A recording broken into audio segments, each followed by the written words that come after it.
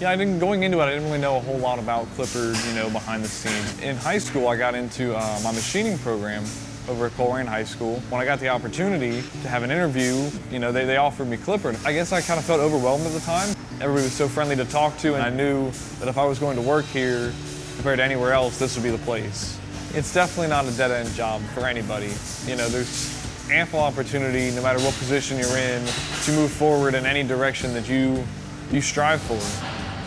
I enjoyed working here and knew I didn't want to leave, so I opted to go to night school while staying here and working full-time. And Clippard immediately told me, they were like, hey, we would like to help you pay for it.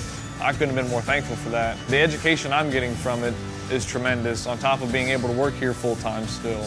It just really shows what kind of company Clippard is, that they're willing to immediately invest in their employees' future. It's the best of every world.